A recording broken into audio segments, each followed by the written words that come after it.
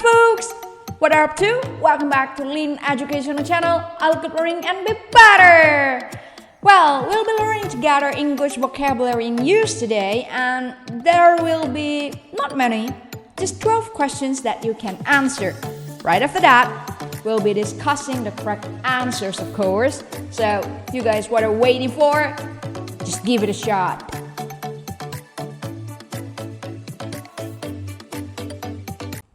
Here you go, guys. As you can see on the screen, we are asked to fill in the blank with the correct form of the word in brackets. So you guys, if you simply write the words in the brackets as your answers to those questions, I would say that all your answers would be utterly wrong. Sorry to say that. So you guys, you need to read the questions carefully, and then you have to choose or decide which kind of word that you have to use as the answers. Feel free to pause this video because I believe that you need some time to answer the questions. Just do your best. Right after that, we can know how many questions you can answer correctly. Best of luck!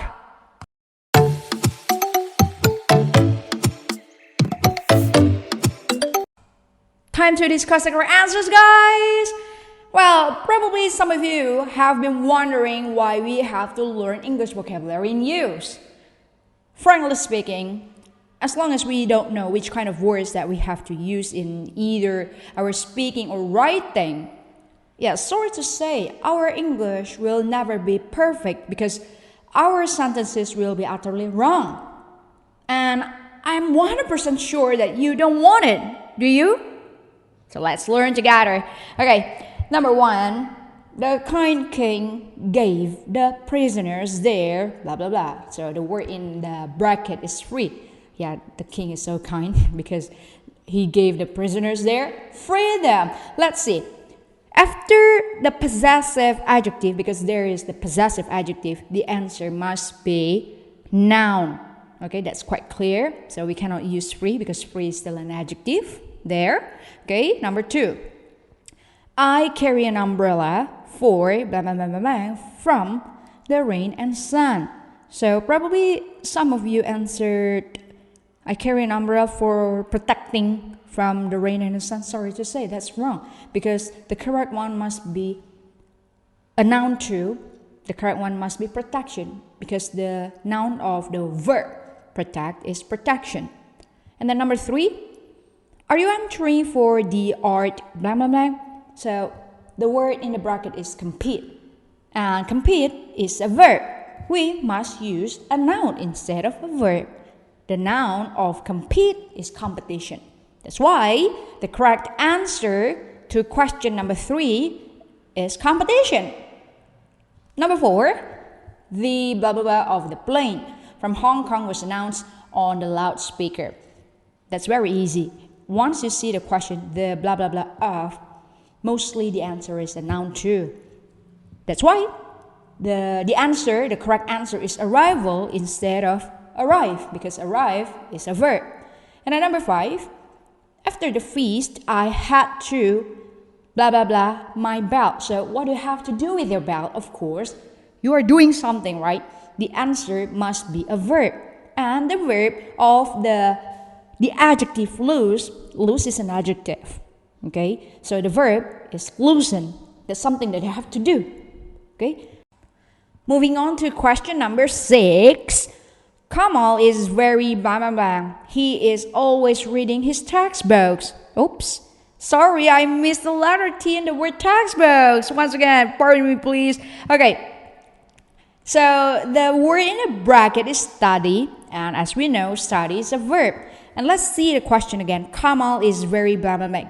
We see there's the word is, it means the to be, and for sure we have to use an adjective because there's the to be there, an adjective. So the adjective of the verb study is studious. Once again, studious, not studious, even though the verb is pronounced as study, not studious, but studious. So what does it mean? Studious means someone who really likes studying. So probably this person will spend a lot of time studying. What a bookworm, right? Well, so the correct answer is studious once again. Number 7, don't blah yourself by playing in the mud. She said. So there's dirt in the bracket, and that's the noun. What do we have to use? Don't blah yourself. Of course, something that we have to do, right? We have to use the verb. And the verb of the noun dirt is dirty.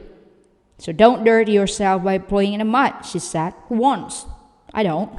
Well, there's a bonus here, I would say. Dirty your hands. What does it mean? Probably when you watch a film or probably you listen to other people speaking, they would say dirty your hands. Well, there are two answers, two definitions, I mean. The very first one is to do hard physical work so that your hands get dirty. You really do something, right? You work and it's kind of dirty, so that's why your hands are also dirty. But the second meaning that people mostly use, mostly mean, is to do something illegal or immoral or unfair. You do it yourselves, or probably you just get involved. So other people would say, don't dirty your hands. That's something that is not worth it, okay? Next, number 8. That magician has the blah to make pigeons appear and disappear. Wow, that's great. Because, he's a magician.